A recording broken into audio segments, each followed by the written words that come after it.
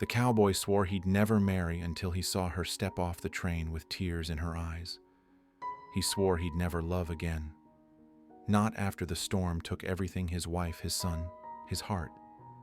But fate has a way of finding what's left behind.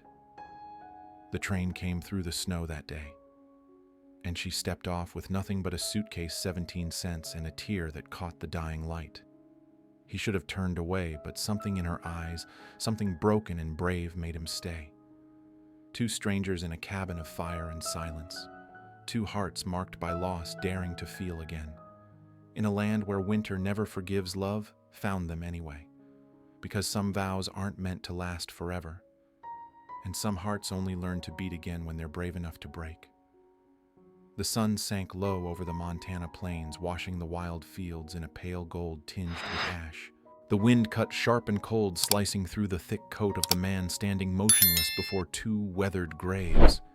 Samuel Granger gripped his cowboy hat tight in his hands, his gaze empty as the land he called home. 3 years ago, the blizzard had taken everything: his wife, his child, and the faith that his heart could ever love again. In the Wild West, where a storm can swallow a man's heart whole, he swore he would never love again. The wail of a distant train broke the silence. Samuel lifted his head. Through the veil of mist, the black iron locomotive slid into Cedar Creek's small station, its steam rising to meet the dimming sky. And then she stepped down Eliza Marlo, her faded blue dress brushing the snow, clutching an old worn suitcase. A single tear slipped down her chilled cheek and melted into the white. In that fleeting moment, as their eyes met through the frozen breath of Montana, every vow Samuel had made began to crack. And the man who had lost everything felt his heartbeat once more, slow aching, but alive. Part 1.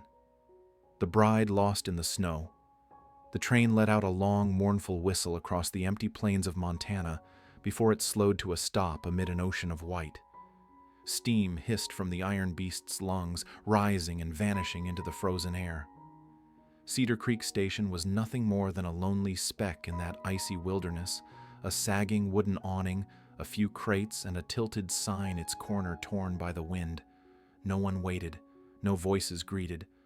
Only the howling wind and the grinding of metal on rail filled the silence. The last car door creaked open, and from the dense white mist, a young woman stepped down. She staggered slightly as her boots sank into the snow. Her trembling hand clutched a small suitcase. Her gray wool dress was soaked through, clinging to her legs. Strands of deep red hair whipped wildly in the wind.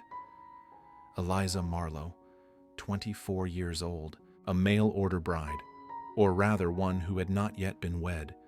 In her pocket were 17 cents, all that remained after the long journey from Boston to this place people called the frontier. 17 cents and a single crumpled letter, the purple ink faded by tears and time. Come to me, Eliza. Montana needs souls as brave as yours. The man who had written that letter, Samuel Granger, was no longer the man she had imagined. She knew that the moment the train stopped, when no one stood waiting. Eliza lifted her head and looked around. Only snow and wind and a few distant figures hauling freight through the white haze. Her heart sank. The letter in her hand suddenly felt meaningless. She drew a deep breath, forcing back the tears. She had promised herself she wouldn't cry again, not after being left behind, not after crossing half the country, only to find no one waiting. But tears somehow always find their way. She began to walk, her shoes sinking into the snow, each step muffled into the wind. The train wailed once more and began to move. Eliza turned only to see the cars fade into the mist, leaving her utterly alone in this strange, frozen place. From a distance, a man watched her.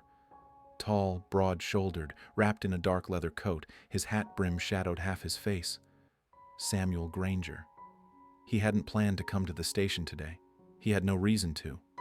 But Jake, his foreman, had told him someone had arrived. A woman from the east. Says she's your bride-to-be, Sam. Jake had said, half joking, half serious, letters from your sister Margaret. Samuel had almost lost his temper. The thought of a mail-order bride made him want to spit out his cigarette and curse. After Catherine, he had sworn he would never love again, never marry again, never open his heart again. But still he came, if only to send her away in person. Now standing in the biting wind, watching the young woman step off the train, small, fragile, yet somehow unyielding in the storm, he felt something shift within him. She wasn't what he expected. Not a timid woman seeking safety, but someone who had lost everything and still managed to stand tall in the cold. There was something in her eyes, lost but not entirely broken, that made him unable to turn away. Eliza saw him. They were only a few yards apart, but it felt like an ocean. She opened her mouth to speak, but the wind stole her voice. He lowered his head, turned, and started to walk away. At that moment, a tear escaped her eye. It was so cold that it didn't fall, it froze, a crystal glinting on her cheek. The faint sunset caught on it, and Samuel stopped in his tracks.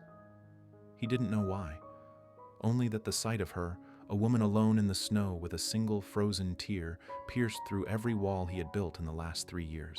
Eliza lowered her head and said, her voice trembling, I came looking for Mr. Granger. Samuel answered, voice rough and low. You're looking at him. She froze. I received your letter. I thought that letter wasn't from me. He cut in cold as the wind. My sister must have sent it. You don't have to stay. A sharp gust swept across the platform. Eliza tightened her grip on her suitcase, her arms numb. But I have nowhere else to go. Samuel was ready to snap something cruel, but then he saw her eyes not pleading, but empty. Empty of hope, of strength, of everything that once made life worth fighting for. And in that emptiness he saw himself 3 years ago standing before 2 graves. He couldn't tell her to leave. A voice deep like wind through the mountains seemed to echo through the snow. He swore he'd never take a mail-order bride, until he saw her step off that train with a tear in her eye. Samuel turned slightly and muttered, There's an inn in town, 2 miles from here. I'll take you there. In the morning you can catch the next train. Eliza nodded without protest. They began to walk side by side, snow rising to their knees. The last light of the sun sank behind the mountains, leaving only silver-gray shadows and the endless moan of the wind. Samuel said nothing. He listened to her footsteps behind him, soft, steady, but persistent. Her small frame was nearly swallowed by the snow, yet there was something in the way she moved that spoke of quiet resilience he couldn't explain. When she stumbled, he turned back and offered his hand. Eliza hesitated, then took it. His hand was warm, and for that brief moment the snow seemed to stop falling. They walked on 2 silhouettes, stretching long across the white, fading into the dim light of dusk. Samuel didn't yet know that the train had brought more than just a lost woman. It had brought back something he thought he'd buried with his past, the fragile, reckless hope that even a shattered heart might learn to beat again. Part 2. A roof in the storm. The blizzard came faster than expected. By the time Samuel and Eliza were halfway to town, the wind had shifted, slicing down the hillside like 1,000 thin blades. Snow lashed against their faces, sharp and blinding. Eliza sniffled, clutching her small suitcase, her fingers so numb she could barely feel them. Samuel turned and saw her stumbling. He stopped his horse and reached out a hand. You can't walk through this, he said, his voice rising over the wind. Get on. Eliza shook her head. I can walk. No, you can't. His voice wasn't loud, but it carried the weight of command. Before she could protest, he leaned down and pulled her up behind him. She gasped at the warmth of him, the scent of leather smoke and cold wind mixing into something strange, yet safe. Eliza gripped the back of his coat, not out of trust, but out of instinct. Samuel said nothing more. He bent low and urged the horse toward the western ridge where his cabin stood hidden among old pine trees. With every step, the snow deepened, and the wind roared harder, shoving against horse and rider alike. But he knew this land, every rock, every turn etched into memory. The Granger ranch had stood there for 3 generations, as stubborn as the people who built it. By the time they arrived, dusk had fallen. The cabin appeared as a dark silhouette in the blinding white, a thin curl of smoke rising from the chimney, a sign Jake was still somewhere out by the stables. Samuel dismounted and helped Eliza down, almost having to lift her. Her feet were stiff, her lips pale and trembling. Come on, he said, pushing open the heavy wooden door. Inside was another world, dark, silent, and so cold that their breath hung frozen in the air. Samuel went straight to the hearth, stacked more wood, and struck a match. The small flame flickered, then leapt up, throwing waves of gold across the rough timber walls. Eliza stood near the door, her shoulders shaking. As the fire brightened, the room took shape, neat, sparse, almost empty. A large wooden table, a few chairs, a wool blanket draped over an armchair. Everything bore the mark of a man's life, simple, hard, and solitary. Samuel stripped off his gloves and brushed snow from his coat. Hanging his hat on the rack, he glanced her way. "Sit down. It's warmer here." Eliza nodded faintly but didn't move closer. She felt like a misplaced color in a painting of silence. Samuel poured water into a kettle and set it over the flames. The gentle hiss of boiling water mingled with the storm's roar outside. He brought out 2 chipped porcelain mugs, old but clean. When the steam rose, the scent of wild herbs filled the room, chasing away the cold and smoke. He placed a cup before her. "Drink. It'll warm you." Eliza cupped it in both hands, the heat slowly painting color back into her fingers. Her voice was barely a whisper. "I just need somewhere to start again." Samuel stared into the fire. "Then start here, at least for tonight." The words were quiet, almost casual, yet in that still room they sounded like a vow. For a long while, neither spoke. They listened to the wind wail through the cracks, to the storm battering the world outside. Eliza drew her knees onto the chair and wrapped herself in the blanket he'd given her. The smell of wool, smoke, and fire made her eyelids heavy. "You live here alone?" she asked softly. 3 years now. No one else, just Jake. The hand. The rest." He paused.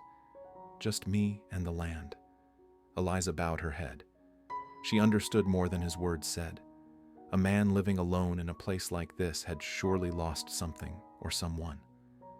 Samuel's gaze lingered on the fire. In its shifting light, his face looked carved from stone, strong-weathered, but his eyes held something deeper, something quietly burning. He rose, fetched another blanket from a shelf, and draped it over her shoulders. "Rest. When the storm clears, I'll take you to town." Eliza gripped the edge of the blanket, nodding. "Thank you." He said nothing, just turned back to the hearth, added another log, and sat opposite her. Silence returned, but it was no longer the silence of strangers. It was the fragile stillness of 2 people who had both lost too much, now sitting close enough to share the same warmth without needing words. Outside, the wind screamed against the roof like a wild beast. Inside, the fire burned on. Light danced across the wooden walls, over Eliza's damp hair, over the sun-browned plains of Samuel's face. Eliza watched him. Beneath the roughness, she saw not coldness, but a kind of steadfast sorrow. She didn't know why she trusted him, perhaps, because he made no promises offered, no kindness meant to earn her gratitude. He was simply there, real steady in the middle of the storm. "You had a family?" she asked after a while. Samuel's eyes went distant. Once. She didn't ask more. Some wounds didn't need to be touched to know they still hurt. A log cracked sharply in the fire, sending a spray of sparks. Eliza flinched, then smiled faintly, the first smile since she'd set foot in Montana. "I thought this land was nothing but wind and ice," she said. Samuel shrugged. "There's fire, too. You just have to know how to keep it." Their eyes met across the flames.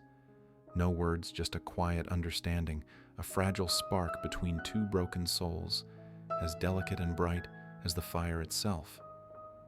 When Eliza finally drifted to sleep in the chair, Samuel pulled the blanket higher around her shoulders, then sat back down to watch the fire. Outside, the storm raged on, but inside only the soft rhythm of a stranger's breathing filled the air. A woman he had never meant to keep. Samuel looked toward the far wall where 2 faded photographs hung. A smiling woman, a little boy in her arms. He drew a long, steady breath, holding the memories at bay. "Catherine," he murmured, "if you were here, you'd laugh to see me this week." The firelight flickered in his eyes, a mingling of past and present. He didn't know whether Eliza would leave come morning, or if he even wanted her to. But in that endless white night of Montana, Samuel Granger knew one thing for the first time in years. his house was not entirely empty. Part 3. The Scars of the Past. By morning, the storm had not yet passed. The wind had weakened, but snow still fell thick and soundless, covering every path in sight. Pale light slipped through the small window, casting ghostly streaks across the wooden floor like breath frozen in air. Inside the cabin was still the only sounds: the soft crackle of the fire and the faint herbal scent of last night's tea. Eliza stirred awake the wool blanket sliding from her shoulders. It took her a moment to remember where she was not the frozen train car, not a filthy inn from her wandering days, but a real home. There was fire, the smell of burning pine, and the unmistakable trace of another human being. Samuel sat at the table by the window, back straight, sharpening a horse knife. He didn't look up when he spoke. "You sleep all right?" Eliza nodded slightly, her voice rough with sleep. "I didn't think I could, but this place makes me feel safe." Samuel said nothing. He drove the blade into the tabletop, then stood and went to the hearth to add more wood. Firelight shimmered along his weathered face, revealing a thin scar that ran from wrist to elbow. Eliza's gaze drifted to a dusty shelf behind him, 2 framed photographs resting side by side. She hesitated, then stepped closer, brushing the dust away with her sleeve. Beneath the glass appeared a woman with golden hair and a gentle smile, holding a little boy of about 5. His bright eyes mirrored Samuel's. She didn't need to ask, but she whispered anyway. "It's them, isn't it?" Samuel turned, startled, as though someone had opened a long-sealed door in his heart. He came closer, stared at the picture for a long moment, then sat down beside it.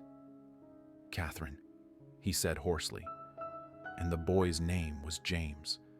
The room filled with a strange stillness, not the silence of strangers, but the weight of things unsaid. Eliza sat opposite him, hands clasped tightly in her lap. Samuel lowered his head, his voice slow and distant, as if he were telling a story from another life. "Catherine loved winter. Said snow made everything clean, a new beginning. She'd bake bread while James ran around laughing. Once I told her, 'In this land, snow only brings death.' She said I was too grim. Then that winter came." He stopped. Eliza felt her throat tighten. Samuel looked down at his rough hands. "James got sick. Just a cold at first. I thought he'd be fine. But then the storm hit, roads closed, no doctor could reach us. Catherine stayed up 3 nights straight holding him. When I woke on the 4th morning, they were both cold. I buried them on the hill beneath the birch tree. Since then, I stopped believing in winter. The fire popped and hissed, each sound like another shovelful of memory." Eliza looked at him, a man still sitting tall, but with shoulders heavy enough to hold the whole sky. She said nothing. She simply rose and sat beside him. Samuel kept his eyes on the flames, as if watching ghosts dance in the embers. Eliza reached out, hesitated, then gently laid her hand on his arm. Beneath the sleeve, she could feel the ridge of the scar, rough, cold, and real. "Old wound," Samuel murmured, reading her thoughts. "Bandits hit the wagon once crossing the pass. Not deep, but deep enough to remind me how quickly things can be taken." Eliza's grip tightened. "We all have scars, don't we?" Samuel looked at her, and for the first time his eyes softened. "We do. From life and from what it steals." Her breath caught. Tears welled unexpectedly. His words weren't only for himself. She knew loss too well, the mother who died too soon, the man who left without goodbye, the years spent surviving rather than living. Firelight flickered between them, glinting on their joined hands. In that small space of warmth, their loneliness seemed to ease, not with words, but with understanding. Samuel leaned forward, setting another log on the fire. "They say pain fades with time," he said quietly, "but they never mention the hollow it leaves, and sometimes in that emptiness you find yourself lost again." Eliza nodded, her voice trembling. "I know. When you've lost everything, you stop crying, not because you're stronger, but because there's nothing left to lose." Silence settled once more. Outside, the wind calmed. Snow fell slower now, each flake drifting past the window and melting against the glass. Eliza looked again at the photograph. She had a beautiful smile, she said softly. Samuel smiled, a rare, pained smile. Catherine smiled with her eyes, said I frowned too much. Now, he trailed off. Eliza reached into her pocket and took out a worn handkerchief, holding it out to him. Keep it. Maybe someday you'll use it to dust off that picture. Not to forget her, but to remember better. Samuel looked at the cloth, then at her. In the firelight, his eyes carried something new, a flicker of warmth, fragile but alive. You're right, he said quietly. Sometimes remembering is the only way to keep living. Eliza nodded. And sometimes all a person needs is a place to start again. He met her gaze. His reply came out like a breath. Maybe here. Outside, the wind had finally died. The world was hushed, the snow slipping gently from the roof like soft breathing. Samuel rose and went to the window, looking out at the endless white. The storm's over, he said. You can leave tomorrow if you want. Eliza didn't answer. She only watched him, her heart heavy with something unfamiliar, not gratitude, not pity, but connection. As if two wounded souls long lost in the snow had finally found each other in the warmth of the same fire. When Samuel turned back, she was still there, eyes half closed, one hand resting on the photograph of Catherine and James. Firelight traced her face, strong yet fragile. He looked at her for a long moment, then spoke softly, a confession even he hadn't known he would make. Maybe snow doesn't only bring death like I thought. Maybe sometimes it brings someone. Eliza opened her eyes and smiled faintly. Or maybe it brings two lost people to the same place. They fell silent again, but it was a silence of peace. The fire burned steady between them, warm and patient, like an unspoken promise that though scars remain, two hearts can still find each other even in the longest winter. Part 4. The Days of Returning Life. When the blizzard finally passed, it left behind a world of white and silence. From the window, Eliza looked out, snow piled high against the porch, but for the first time in weeks, the sun broke through the clouds. Its light was pale, thin as frost, but it carried a quiet promise. Everything can begin again. Samuel stood by the opposite window, coat draped loosely around his shoulders, a cup of coffee in hand. He didn't speak, but when their eyes met, Eliza no longer saw the coldness she'd first found in him. There was something else now, quiet, like embers after a fire, still glowing faintly beneath the ash. Road's still blocked, he said, nodding toward the drifts outside. You can't get to town yet. Eliza nodded. I can stay, help out if you need it. He looked at her for a long moment as if weighing the offer. Then he gave a small nod. All right, just for now. But just for now lasted longer than the winter itself. In the days that followed, Eliza set about bringing life back into the old cabin. She scrubbed the windows, washed the dusty curtains, lined up cups that hadn't seen use in years. The house that once sat in cold stillness began to breathe again, the sound of sweeping doors, opening, soft humming under her breath.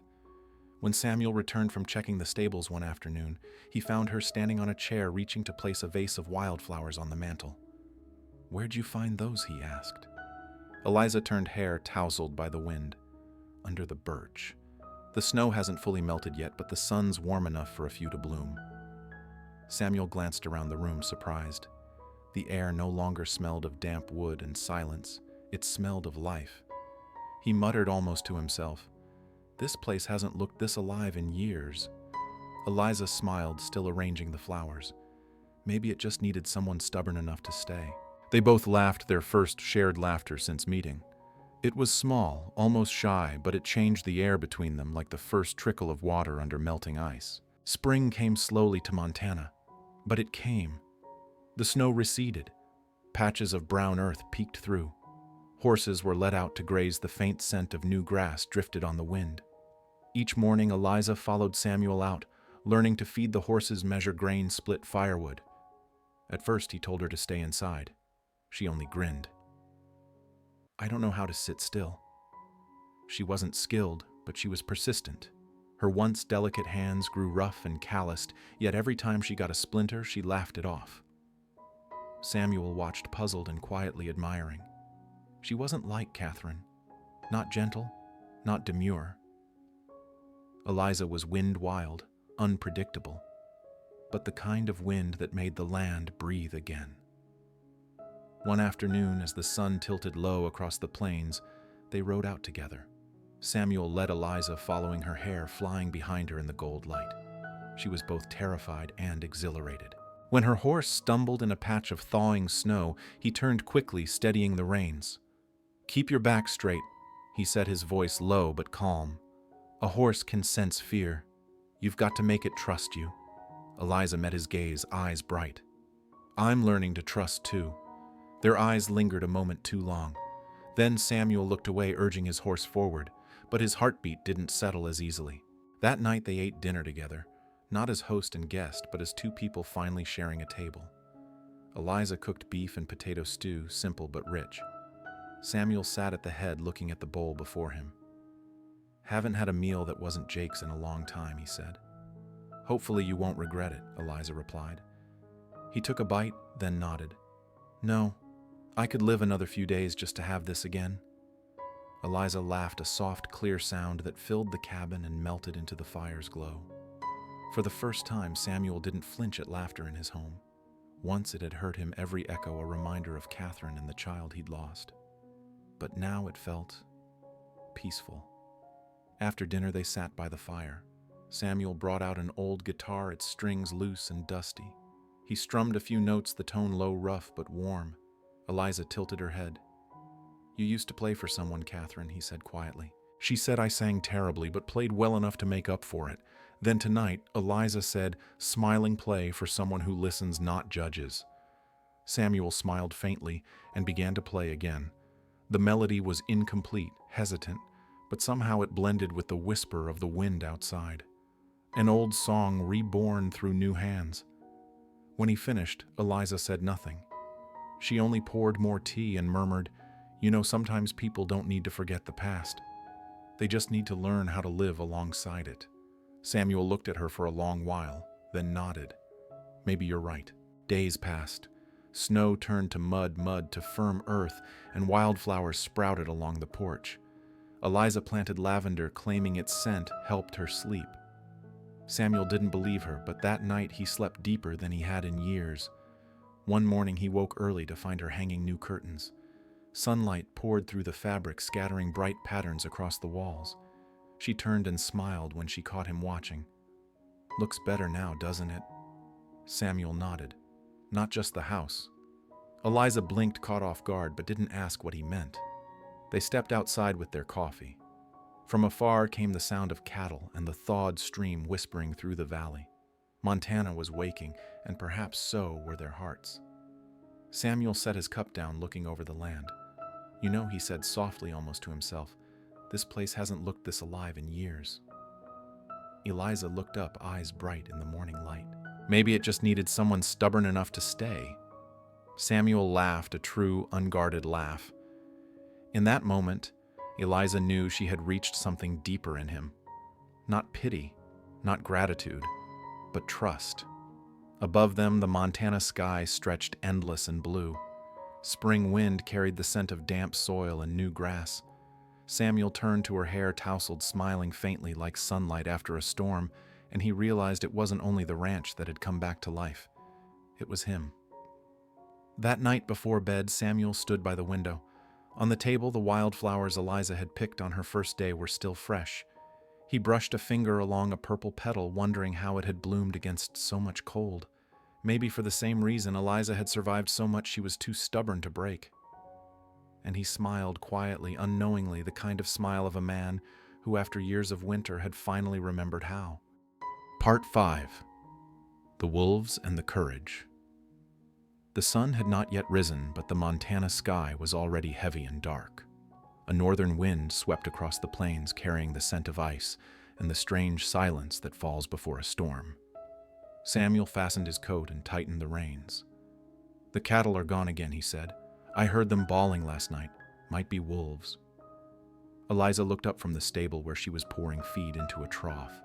The dim light flickered in her eyes, a mix of worry and resolve. "You're going after them," Samuel nodded. Can't let them get torn apart. This winter's been cruel enough. She reached for the Winchester hanging on the wall and handed it to him. Then after a pause, she said, "Let me come with you." Samuel frowned. "No, stay here. I'll be back before dark." Eliza straightened her shoulders, her voice calm but firm. "If you go alone and something happens, who'll help? I'm not useless, Samuel." He stared at her for a long time. In her eyes, he saw the same stubbornness he used to see in his own reflection. Finally, he nodded once. "All right. But you do as I say. Only if what you say makes sense." She replied with a small, defiant smile. The wind howled as they crossed the frozen field. Tracks crisscrossed the snow leading up the eastern ridge. Here and there, streaks of blood marked the trail bright red against the white. Samuel crouched, touching the frozen stain. "Wolves," he murmured. "A big pack." They followed the tracks to the edge of the forest. From far off came a long, echoing howl that made the horses snort and stamp nervously. Eliza gripped her saddle, her heart pounding. She remembered the stories the northern pack's wolves with eyes like fire that would attack anything when hungry enough. Samuel dismounted and motioned for her to do the same. They crouched behind a large rock.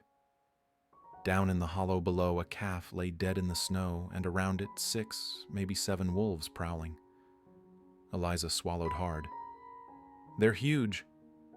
"And smart," Samuel said quietly. He slid cartridges into the rifle eyes, never leaving the pack. "Don't shoot unless they come close." Eliza met his gaze. "Then teach me how close that is." He turned toward her, and in that moment, amid the cold and the iron scent of blood, Samuel realized he wasn't fighting alone anymore. She stood tall, rifle in hand, unshaken. "When you can see their eyes," he said softly, "they're close enough." The wind picked up whipping snow into a white curtain. The wolves lifted their heads, catching the scent of man. One howled long and deep, and the others spread out circling. Right side, Samuel shouted. 2 shapes lunged from the snow. The gunfire cracked like thunder. One wolf fell. The other veered off and darted behind them. Eliza raised her rifle, heart hammering. Her breath came in white bursts, her finger trembling on the trigger. "Steady," Samuel called. "Breathe out, then pull." She exhaled and squeezed. The second shot echoed through the valley. The wolf dropped a streak of red staining the snow. Eliza stared at the rifle in her hands, then at him. Samuel gave a small nod. Good. But there was no time to rest. 3 more came charging, fast and silent. Samuel fired 3 quick shots, each blast mixing with the wind's scream. The last of the pack turned and vanished into the white, their howls fading with distance. When the silence finally returned, it was complete. The only sounds left were the hiss of the wind, the smell of gunpowder, and the uneven rhythm of 2 human hearts. Eliza dropped to her knees, trembling from exhaustion and relief. "I didn't think I could do that." Samuel knelt beside her, breath steaming in the cold air. "I didn't think you would either. But you did." They sat there for a long moment, surrounded by snow and stillness. Above them, the clouds parted, revealing a blaze of red sun breaking through the western peaks. Light spilled across the plain, setting the snow ablaze like a field of diamonds. Eliza looked out over the shining world. "You know, I used to think I'd never be strong enough, but maybe courage isn't about not being afraid. Maybe it's about standing anyway." Samuel's eyes softened. "You learn fast." "Good teacher," she said with a faint smile. They rode back across the open field as dusk settled over the prairie. Behind them, the blood-streaked snow faded into gold. Samuel glanced at Eliza, the flush of wind on her cheeks, her eyes bright and alive. Something had changed in her, something beyond fear, as if she had crossed an invisible line not only against the world, but within herself. And quietly, almost to the wind, he said, "Maybe. I wasn't wrong to let you stay." Part 6. Unity and Healing. Winter returned, but it no longer felt cruel. A thin veil of snow blanketed the wooden roof of the Cedar Creek Chapel, glowing softly beneath the amber light of the oil lamps inside. Church bells rang in the still air, mingling with the sighing wind through the pines. Inside, everything was simple, almost humble. White ribbons hung along the pews, wildflowers tied in small bundles, the scent of polished pine, and slow-burning candles filling the room. Margaret, Samuel's sister, stood near the front row, eyes red but smiling through her tears. Beside her were Jake and a few ranch hands, quiet witnesses to the man who had once sealed his heart shut, now standing before the altar with the woman who had taught him how to open it again. Samuel wore a crisp white shirt freshly pressed by Margaret that morning. His old black vest, taken from a trunk untouched for years, still fit perfectly, as if destiny itself had been waiting for this day. Then Eliza stepped through the door. She wore a simple linen dress she had sewn herself, white as the snow outside. No jewelry, no veil, only a small sprig of lavender tucked in her hair, the same kind she'd planted by their porch, the first flower to bloom after the thaw. When she walked toward him, Samuel didn't see anyone else. Every step she took, small, sure, luminous, drew him in. In that moment, all the storms, all the years of grief, all the silence he had lived through faded into nothing. There was only her, the woman who had turned his loneliness into a place to begin again. Eliza stopped before him, her smile trembling slightly. The old minister lifted his Bible, his voice deep and gentle as it echoed through the chapel. Marriage is a promise not to forget what came before, but to walk forward together despite it. A tear slipped down Margaret's cheek. She whispered, voice shaking but steady, "Love multiplies. It doesn't divide." Samuel turned to her, then back to Eliza. A slow, shy smile spread across his face, warm, real, unguarded. Then maybe he said softly, "I'm ready to love again." Eliza's breath caught. Tears welled in her eyes, but they were not of pain. They were the kind that wash something clean. The minister nodded, smiling. "You may kiss your bride." At that moment, light burst through the stained glass window, rare winter sunlight, refracting through snow, falling upon their faces in hues of gold and rose. Samuel leaned in, and their lips met, not in passion, but in peace. It was a kiss that spoke of gratitude, of forgiveness, of coming home. The church doors creaked open, and the wind swept in carrying the scent of new snow. Laughter followed Jake's boisterous cheer. Margaret's soft sob, the voices of townsfolk warmed by joy. Eliza turned to Samuel, whispering through her smile, "You see, the snow isn't that cold this year." Samuel looked at her, eyes alight. "No, not with you here." She squeezed his hand, and in that moment, the scars between them, once heavy and hidden, became something beautiful, like cracks in glass, catching sunlight, scattering it into 1,000 colors. Above them, snow continued to fall, not to bury, but to bless. Each flake drifted down like a quiet benediction, wrapping the world in a new white sheet, marking the beginning of two souls who had once lost everything, now finding each other again in a winter that no longer burned. Part 7. The Winter of Trials. That winter came earlier than any before. The northern wind howled through the nights, snow fell without pause, and the sun seemed to have forgotten its path back to Montana. The hills lay buried beneath white, the road to town vanished, and the granary stood half empty. Samuel tightened his coat and peered through the frost-covered window. In the dim light, Eliza was at the stove, coaxing the fire to life. Her hands were cracked from the cold, her movements slower now, her belly round and full, but her eyes were calm, steady. He crossed the room and laid a hand on her shoulder. "Eliza, you should rest."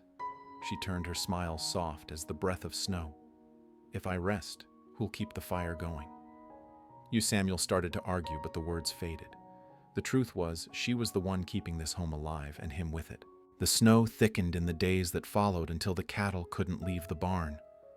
The horses grew restless. Jake and the hands kept watching shifts, but the feed stores dwindled fast. One afternoon, as Samuel was stacking more wood, a knock echoed through the storm. He opened the door to find Bill Hartley, once his rival, now standing drenched in melting snow, his face darkened by cold and exhaustion. "Granger," he rasped, the big packs coming down from the northern ridge. "They've already taken my stock. I think..." It's time we work together. Samuel frowned. I thought you'd rather die than shake my hand. Hartley drew a rough breath, eyes tired but resolute. This winter'll kill us both if we don't wake up. From behind him, Eliza appeared, one hand resting on her belly. Do it, Samuel, she said softly. Not for him, but for everyone counting on you. Samuel met her gaze, then nodded once. Fine, but when the wolves are gone, you give back the land you took. Hartley gave a dry, grim laugh. If we live long enough to argue about land. The next day, the storm came down like judgment. Snow fell so thick it swallowed the horizon. 6 men, Samuel, Hartley, Jake, and 4 others wrapped scarves around their faces and led their horses into the white. The wind screamed through the canyons like a living thing. They found the wolves near the frozen creek, 12 of them, large, starving, relentless. The moment they caught human scent, they split and came charging, gray shadows cutting through the snow. Gunfire cracked through the wind. Samuel dropped one. Jake fell under another's leap. Hartley dragged him up, took a stray bullet to the shoulder. Blood bloomed red against the snow. Fall back, Samuel shouted. Cover the east. The battle lasted minutes, but it felt like hours. Teeth flashing gunfire, echoing men shouting into the storm. Then silence. The wolves lay still. The world stilled with them. Only the smell of powder and the harsh, ragged breathing of survivors remained. Hartley sank to his knees, clutching his wound. Samuel bounded quickly, glancing toward the ridge, toward home, toward her. A fear he hadn't felt in years stirred inside him, the old, familiar terror of losing everything. By the time they reached the cabin, night had fallen. The lamp still glowed through the window, but Eliza wasn't standing by the door. Samuel burst inside and froze. She was on the bed, her face, pale hair, damp with sweat. The midwife from town looked up and nodded quickly. The baby's coming. Samuel's breath caught. No, not now, not in this storm. Eliza reached for him, her hand trembling, but her gaze clear. Samuel, don't be afraid. He bent over her, voice breaking. I can't lose you too. Her lips curved, faint but sure. We can't live afraid of loss, Samuel. That's not living. Her words struck him like light in the dark, the spark of defiance he'd fallen in love with. Outside, the wind screamed and the snow beat against the windows. Inside, the air filled with the scent of fire and candle wax, the groans of labor, the rhythm of their joined hands. Then a cry. Faint, fragile, alive. A newborn's cry split the night. The midwife smiled. A boy, healthy and strong. Eliza cradled the tiny form against her chest, a boy with soft brown hair and flushed skin. Samuel knelt beside her, unable to speak. He pressed a trembling kiss to her forehead, then touched the child's hand. The baby's tiny fingers curled around his. Eliza's voice came soft, barely a whisper. William. Let's name him William. Samuel nodded, tears bright in his eyes. William Granger. Outside, the storm still raged, but in the small wooden house, firelight danced across 3 faces, the first family Samuel had known since loss had taken everything from him. He looked at Eliza, her hand still in his, and whispered, You're right. Living means believing, even if it hurts. And I won't be afraid anymore. Eliza smiled faintly, leaned against him, her breath steady and sure. Beyond the walls, snow continued to fall, but it was no longer a storm. It was simply winter passing by, quietly making room for something new to begin. Part 8. Building a community. Spring came slowly after the harshest winter Montana had ever known. The snow melted in long, dark streaks across the hills, releasing the scent of wet earth and new beginnings. In the early days of March, Samuel often carried William out to the porch so the baby could see the world for the first time. The wide sky, the trembling grass, the faint warmth of the sun. The boy's tiny hand clutched his father's finger, while Eliza, sitting by the door, watched them both with a quiet smile. There was peace in her eyes, and something deeper, a spark of purpose. The storm had passed, but its scars remained. Dozens of cattle were gone, fences splintered, the granary half empty. Many small ranches around Cedar Creek teetered on the edge of ruin. Some whispered about selling their land to Eastern speculators, men eager to buy cheap and profit from another's loss. Eliza heard it all from Jake, from Hartley, from the women who came by with bread gossip and worry. That night, while Samuel sat at the table, tallying the ledgers, she spoke quietly. "Have you ever thought," she asked, "that we might be stronger together?" Samuel looked up. "What do you mean?" Eliza smiled faintly. "Eliza Marlo, Boston daughter of a lawyer, remember? Back east, when people couldn't stand alone, they formed associations. They protected one another. Out here, everyone fights their own battles, and they all lose the same way." Samuel leaned back, rubbing his chin. "Sounds nice, but this is the West, not Boston. Out here, folks live by freedom, not rules." Eliza met his gaze, steady and sure. "No, Samuel. They live by the land and by each other. And if they don't realize that soon, they'll lose both." The following week, Eliza asked Jake to send invitations to every ranch within a day's ride. The first meeting took place in the Granger barn, the air thick with the smell of hay wood and doubt. A dozen men sat on rough benches, coats, dusty hats resting on their knees, eyes fixed on the small woman standing before them. Eliza wore a plain brown dress, her hair tied back. In her hands was a single sheet of paper. Her voice didn't tremble, each word rang clear, firm, cutting through the murmur of the storm outside. "We've all lost something to wolves, to blizzards, to hunger. But our worst enemy isn't nature, it's isolation. If we stand alone, we'll fall one by one. But if we stand together—" She paused, glancing toward Hartley, who leaned silently against the wall. Then her voice rose, calm but strong. "If we stand alone, we'll fall together. But if we stand together, we'll rise." For a moment, no one moved. The wind whistled through the slats of the barn. Then Hartley stepped forward. "She's right." Every head turned. He nodded slowly, his voice hoarse. "I lost near everything, thinking I didn't need anyone. I'm not losing what's left. I'm in."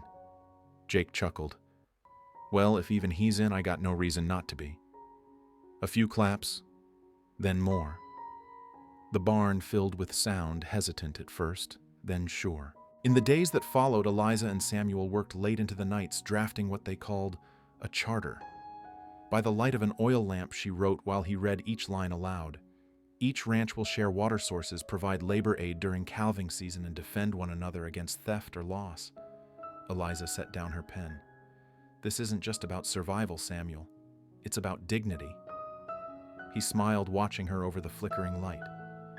"You talk like someone born to lead." She shook her head gently. "No, I just believe that when someone reaches out, someone else has to be brave enough to take their hand." The day the Cedarwood Cattlemen's Association was founded, the sky was an endless blue. 15 ranches signed the charter. A wooden board was raised before the Granger barn, carved with the words, "In unity we endure." Eliza stood beside Samuel as the sign went up. Laughter and hammer blows filled the air, the sound of rebirth. Children ran between the horses. The smell of dust and spring grass rose from the ground. Hartley came forward, extending his hand to Samuel, a slow, deliberate handshake, firm as old stone. "You know, Granger," he said, "I used to think love made a man weak. But looking at her, I think I was wrong." Samuel followed his gaze. Eliza was talking with the ranchers' wives, her auburn hair caught in the sun. "She doesn't make us weaker," he said quietly. "She makes us all stronger." Eliza turned, then catching his eye across the yard. Her smile held no hesitation, only the confidence of a woman who had lost everything once and learned how to build it back better. In the fields beyond, calves leapt through the young grass, and baby William slept in his cradle by the porch, tiny hands waving at the wind. Samuel bent close and whispered to his son, "Remember this boy. The strong man isn't the one who stands alone, he's the one who dares to trust." The wind carried his words across the valley, mingling with laughter, hammering, and the easy rhythm of voices working side by side. For the first time in years, Cedar Creek was no longer a place scattered by fear, but a community.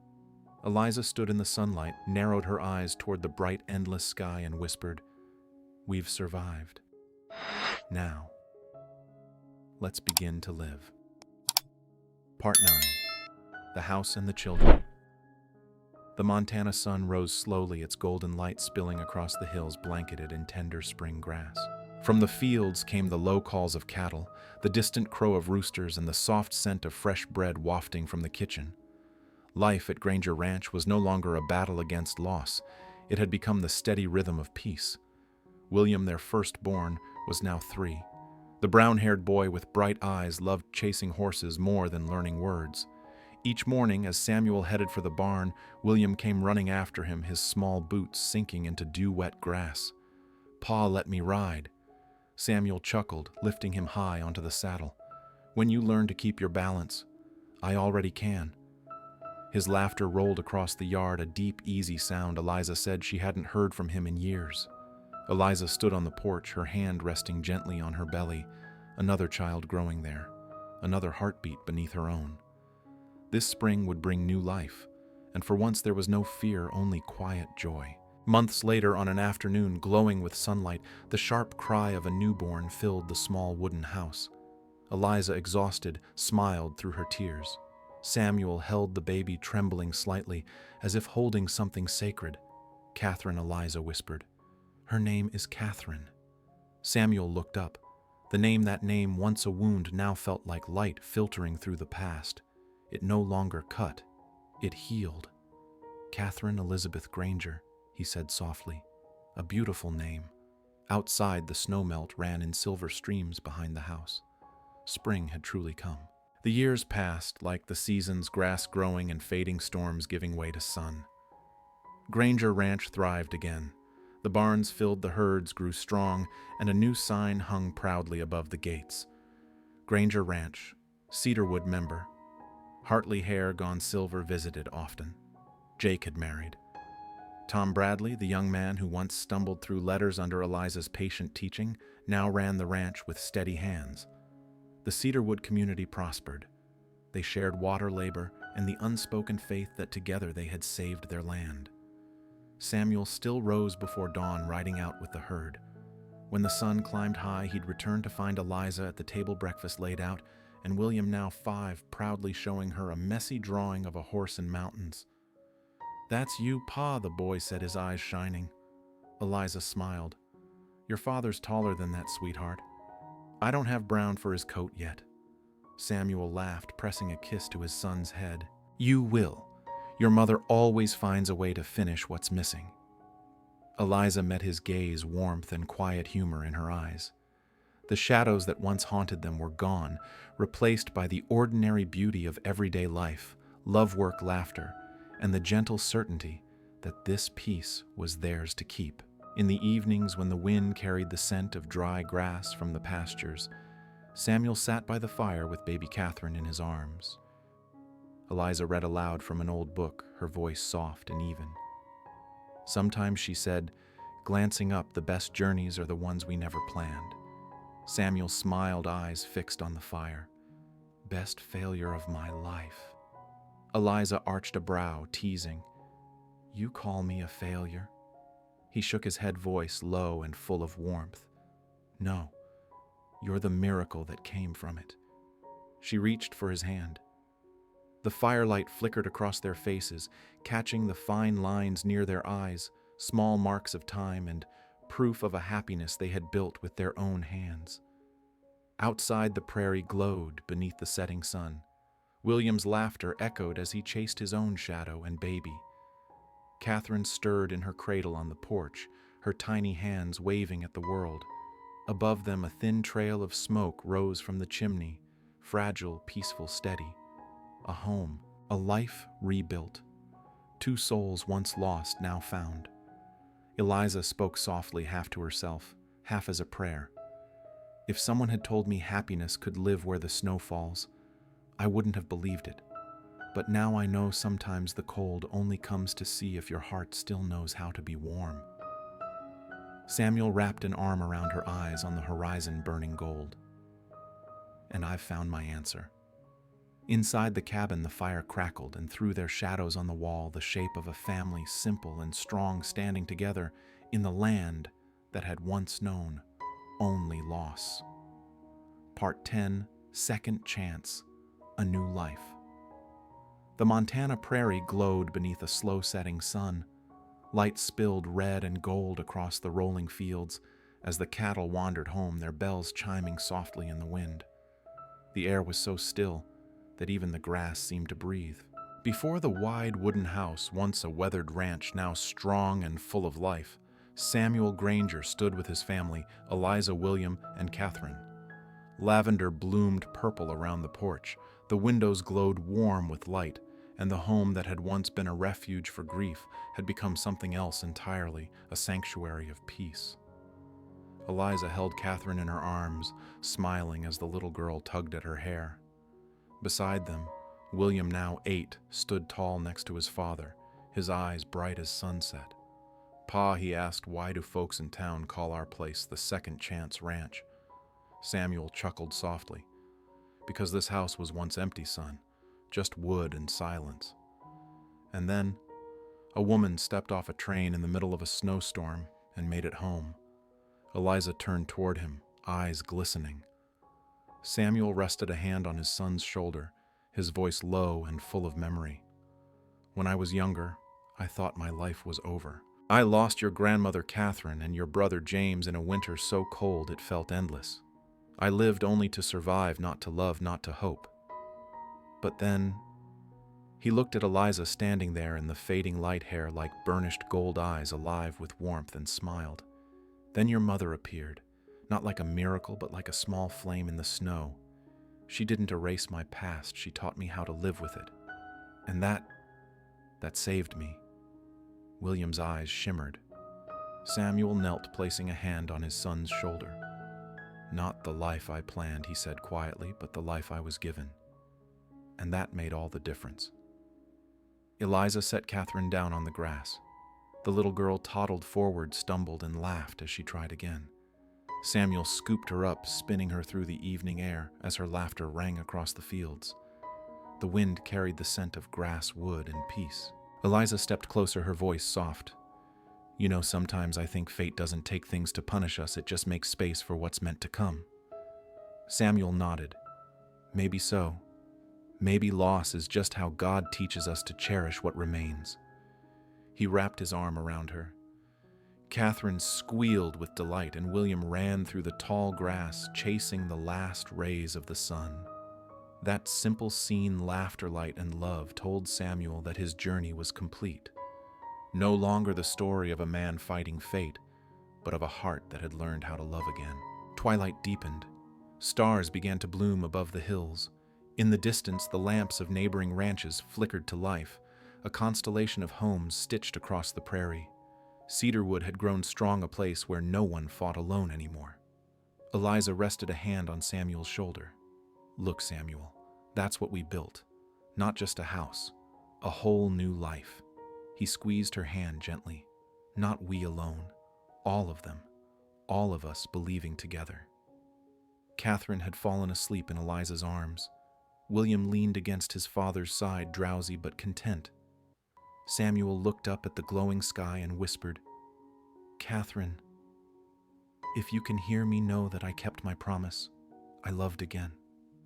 And I lived." The wind sighed through the pines. Night fell soft and blue over the land. From the chimney, a ribbon of smoke rose thin, peaceful, like the breath of the earth itself. Samuel stood beneath the porch light as Eliza joined him, her shawl brushing his arm. Together they gazed at the moonlit fields where William chased fireflies and Catherine dreamed in her mother's arms. "We got our second chance," Eliza Samuel said quietly. Eliza smiled, her voice a whisper against the wind. "No, Samuel, we made it." They clasped hands, their shadows melting into one beneath the silver glow, a symbol of rebirth, of love, of life reclaimed. The camera of memory pulls back, the prairie bathed in violet dusk, the small wooden house glowing warm amid the sea of grass. A narrator's voice, calm and deep, drifts through the wind. This isn't just a story about a cowboy and a woman left behind. It's about the courage to love again, even after the heart has been broken. Because sometimes miracles aren't in perfect beginnings, but in the simple faith that we still deserve happiness. Piano and violin rise softly, a melody like waves of peace. The frame widens the Granger home, glowing against the vast Montana night, a place born from loss but rebuilt through love. If this story touched you, leave a heart and share it, so others remember that second chances are the best kind of chances. And follow for more stories, not perfect ones, but true ones about healing, courage, and love that endures.